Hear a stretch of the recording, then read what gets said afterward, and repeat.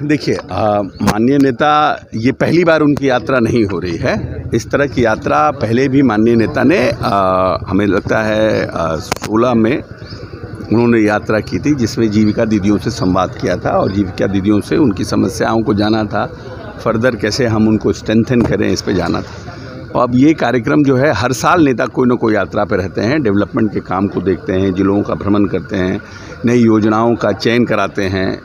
ये सब काम ये नीतीश कुमार के 19 वर्ष के कार्यकाल का ये पार्ट रहा है। न्याय यात्रा, विश्वास यात्रा, ये सब होता रहा है और इस बार भी वो यात्रा कर रहे हैं। और सबसे ख़ास बात है कि हमेशा दिसंबर में ही जनवरी में करते हैं, जब कड़ाके की ठंड रहती है, तभी ये उनका कार्यक्रम होता है। तो मैं समझता हूँ कि ये भी जो कार्यक्रम हो रहा है उसी पॉइंट ऑफ व्यू से हो रहा है। और क्योंकि अगले साल हम विधानसभा चुनाव में जाने वाले हैं, तो जिम्मेवारी भी हमारी ज़्यादा है।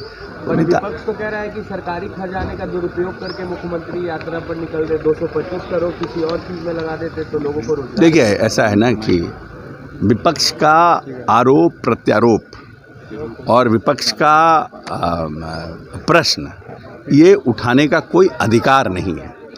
विपक्ष तो बिहार को मात्र 24,000 करोड़ पर ही छोड़ के रखा हुआ था।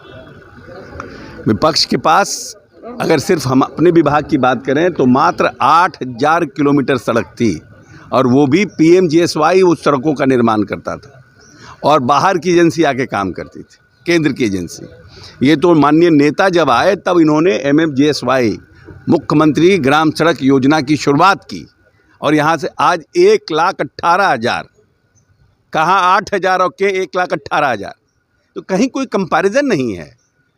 नीतीश कुमार का काम करने का तरीका अलग है। नीतीश कुमार का अनुसरण दूसरे राज्य के लोग करते हैं, इसीलिए विपक्ष को कोई तो हताश है कि पैसा खर्च कर रहे हैं, ये कर रहे हैं। अरे तो किसके लिए कर रहे हैं?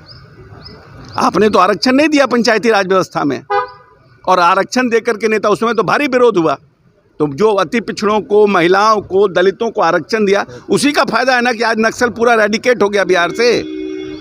तो नीतीश कुमार का जो विजन है, दूरदर्शिता, उतना अभी अकल नहीं आया विपक्ष को उनको समझने का कि उनका किस दूरदर्शिता से वो काम कर रहे हैं। इसलिए विपक्ष को परेशान होने की ज़रूरत नहीं है।